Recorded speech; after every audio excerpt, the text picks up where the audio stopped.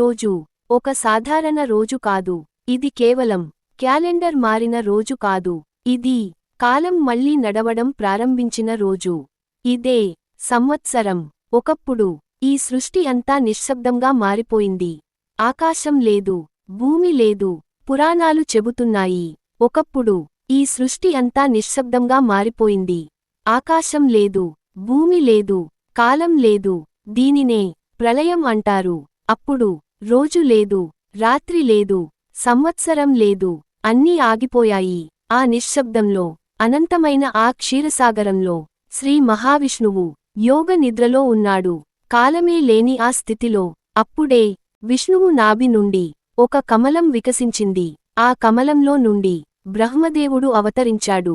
బ్రహ్ముడు కన్నులు తెరిచిన క్షణమే కాలం కదలడం మొదలైంది. అదే క్షణంలో దినం పుట్టింది, మాసం పుట్టింది, సంవత్సరం పుట్టింది. అదే క్షణం నూతన సంవత్సరం పుట్టిన క్షణం.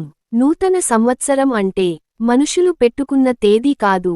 పురాణాల ప్రకారం కాలానికి పునర్జన్మ. అందుకే మన పూర్వీకులు నూతన సంవత్సరాన్ని చాలా పవిత్రంగా భావించారు. ఈ రోజే బ్రహ్మదేవుడు పంచాంగాన్ని ప్రారంభించాడు. సంవత్సరాల పేర్లు, సంవత్సర చక్రం మన జీవిత గమనాన్ని.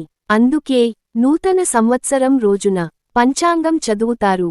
ఎందుకంటే మన జీవితం కూడా కాలంతో పాటు నడుస్తుంది. పురాణం చెబుతుంది, ప్రతి కొత్త కాల చక్రం ప్రారంభంలో శ్రీ మహావిష్ణువు ఒక సంకల్పం చేస్తాడు. ఈ కాలంలో ధర్మం నిలవాలి, భక్తులు రక్షించబడాలి. అందుకే నూతన సంవత్సరం రోజు విష్ణు నామస్మరణ అత్యంత శక్తివంతమైనది. గరుడ పురాణం చెబుతుంది, కొత్త సంవత్సరం రోజు మనసు చాలా సున్నితంగా ఉంటుంది. ఆలోచనలు విత్తనాలవుతాయి. అందుకే ఆ రోజు దేవుని పేరు వినిపిస్తే మొత్తం సంవత్సరం రక్షణగా మారుతుంది. అందుకే పెద్దలు అంటారు, కొత్త సంవత్సరం రోజు కోపం వద్దు, చెడుమాటలు వద్దు, దేవుని పేరు మొదట వినిపించాలి.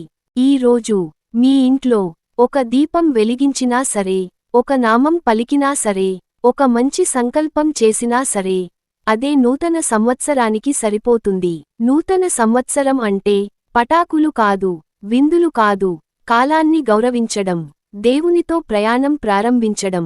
ఈ నూతన సంవత్సరం రోజున ఈ మంత్ర జపం తప్పకుండా చేయండి. మనసుకు శాంతి కలగాలి, ఇంట్లో శుభం నిలవాలి, జీవితంలో దైవ రక్షణ ఉండాలి అంటే ఈ మంత్రాలను భక్తితో జపించండి. ముందుగా శాంతి కోసం ఓం సర్వేషాం స్వస్తిర్భవతు, సర్వేషాం శాంతిర్భవతు, సర్వేషాం పూర్ణంభవతు, సర్వేషాం మంగళంభవతు. ఓం శాంతిః శాంతిః శాంతిః. తర్వాత లక్ష్మీ కటాక్షం కోసం ఓం శ్రీం మహాలక్ష్మ్యై నమః. ఈ నూతన సంవత్సరానికి రామనామ రక్షణ కోసం శ్రీరామ రామ రామేతి రమే రామే మనోరమే సహస్రనామ తత్తుల్యం రామనామ వరాననే.